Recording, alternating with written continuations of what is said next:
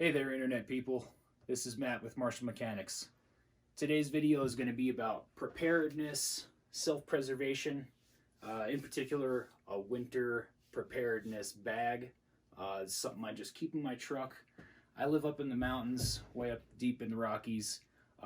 We've already had a little bit of snow here in the high country. It's been dipping below freezing at night, and it's that time of year that I get my gear together to keep in case of a winter roadside emergency.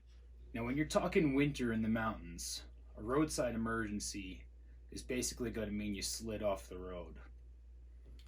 Sliding off the road in the middle of the winter in the mountains can be a death sentence. We have people die every year in this country sliding off the road, freezing to death in their cars while they're waiting for help. Don't be a statistic. A couple things you can do to help avoid this situation is slow down. Give some extra space to the cars in front of you. Give extra time to hit your brakes before big curves, because Lord knows we've got tons of them in the mountains. And make sure you've got good tires. Super important to have good tires. If you don't have dedicated snow tires, have at least a good all-terrain or all-season tire with most of the tread on there. Don't come up with their baloney skin tires. You're going to wind up off the road. Dig right into it. First thing, get a backpack. Something winter rated or intended for winter use is preferable. You can use any kind of bag. You don't even need a bag. You can even throw it all in the back of your car if you want to. But in case you have to get away from your vehicle, you have to hike somewhere, having a backpack, some way to easily carry your gear with you is a good way to go. We've got ski season right around the corner. Hunting season's basically here. People are going to be taken to the mountains a little bit more. You might be getting into some deeper winter than you're used to. Maybe you're visiting Colorado, Utah, Washington, somewhere that's going to be a ski destination or winter playground. Maybe you're doing some snowmobiling, whatever it is. This is basically just my bag I keep in my car to go to work every day.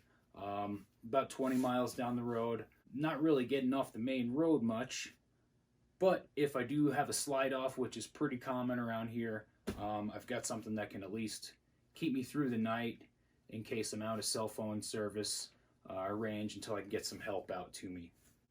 Let's dig into the bag. So,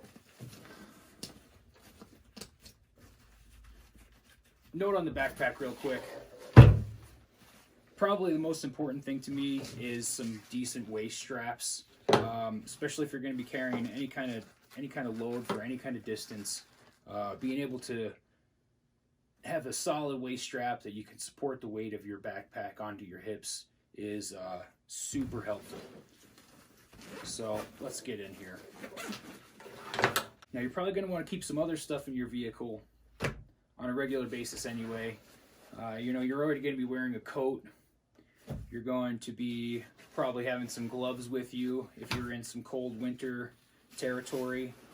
I'd imagine you're also going to have possibly some food and snacks, some water, all good ideas, some stuff you're going to want to have. So, like I said, slide-offs are pretty common in the high country, especially when you get snow on the ground. Somebody scoot right off the road, you get stuck in a ditch, and it's happened to people where they haven't been found for a day or 2 days sometimes. Having the right equipment to make sure you can survive is really important. You want to keep yourself warm, and sometimes it's not possible with all the clothing that you're wearing, especially if you're in a place like this where you can get 30 below, 50 below in the middle of the winter overnight. Keep a sleeping bag. This is a little down sleeping bag. It's pretty old. Doesn't have to be fancy, but something small and packable. Down feathers are great because they don't take up a lot of space at all. I bother packing this up. Moving right along. A sleeping pad. This is a winter rated blow-up sleeping pad. Probably some of the most reliable stuff you can get is that old-fashioned Army foam sleeping pad. This guy's pretty good. It's a Thermarest. none of this gear I've got sponsored. I've paid for it all. This is just kind of stuff I've wound up liking over the years of using it. So this guy here acts as a blow-up device for the sleeping pad. Pretty good stuff. That'll keep you up, insulated off of the ground, the snow, the inside of your car, whatever it is, that cold surface you're laying on. A little bit of air barrier is what's going to keep you warm and cozy overnight. So we've got some stuff to keep us warm, right? We also want to keep dry. Okay, so I've got some thin packable rain pants. They're not a whole lot for warmth, but there's something that can block the wind off of you, keep the snow off of you. If you have to lay down under the car to try and dig yourself out, whatever it is, having a pair of waterproof pants is pretty handy if you're not already wearing them while you're driving up into the mountains. This is more of a summertime holder over. I've got a hammock, something small that you can hang up between a couple trees if that's an option. Sometimes not very applicable in winter, but can be pretty handy. Nice warm hat.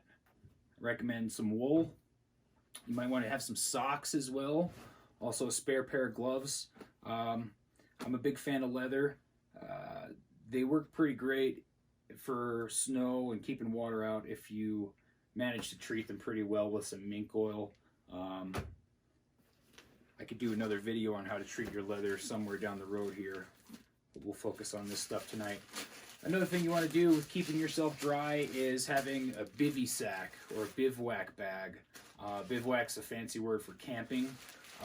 It's pretty much like a little tent / sleeping bag hybrid that's meant to keep you dry. So this is just a little thin guy here. You can stuff your sleeping bag right inside of it.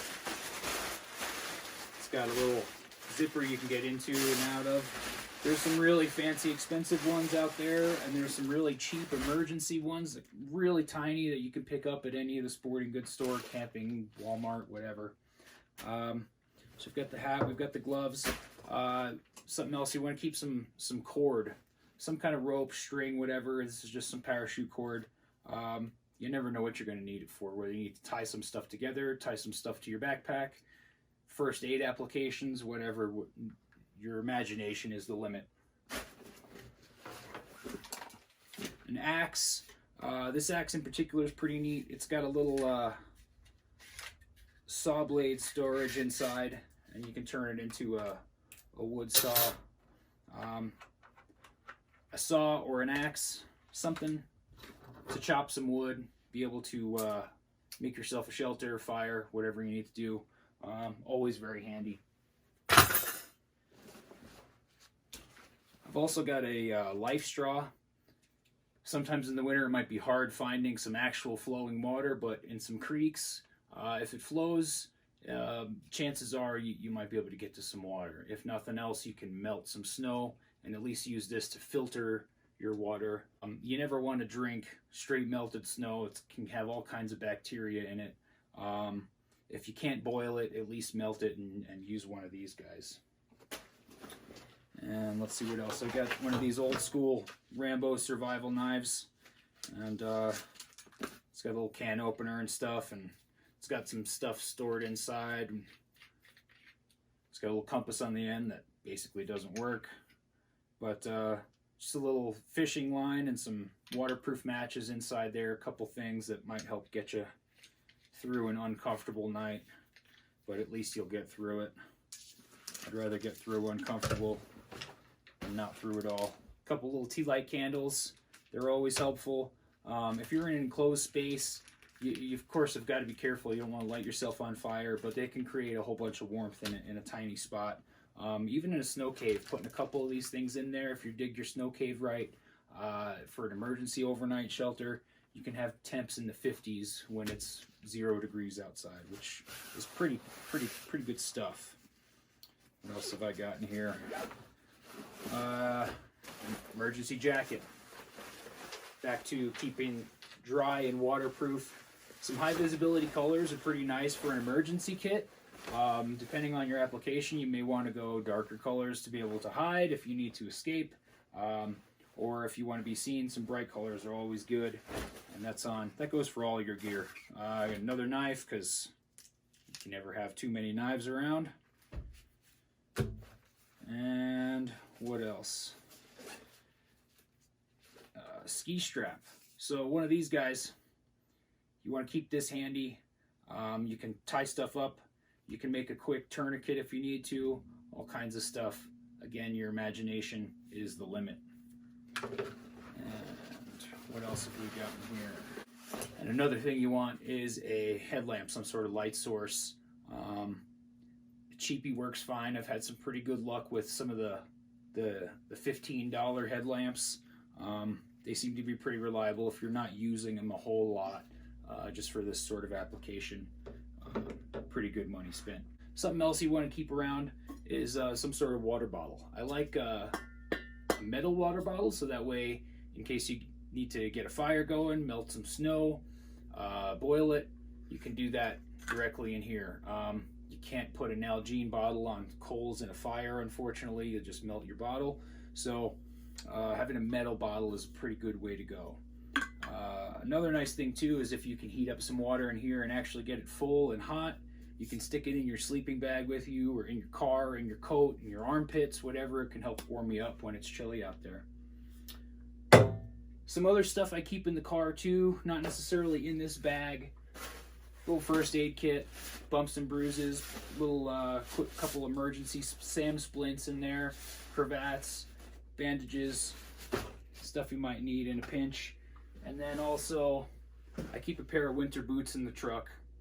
You never know how far you're going to have to hike, and even though I'm generally wearing some kind of boots around in the winter, having some dedicated snow boots handy is a very good idea. If you want to be extra prepped and ready for a haul, if you have to hike out of somewhere, a pair of snowshoes is a pretty good idea. Sometimes these will live in the back of my car when the skis aren't living in the back of the car. And some big fat hefty ones will help you float through the snow pretty well. You know, some smaller ones might be a bit more agile and a bit more cost effective or friendly to your wallet, but man, it sure is nice to be able to float through the snow, especially when it gets deeper than you can walk through without the snowshoes. And another little piece I just pulled out of the truck too is for it.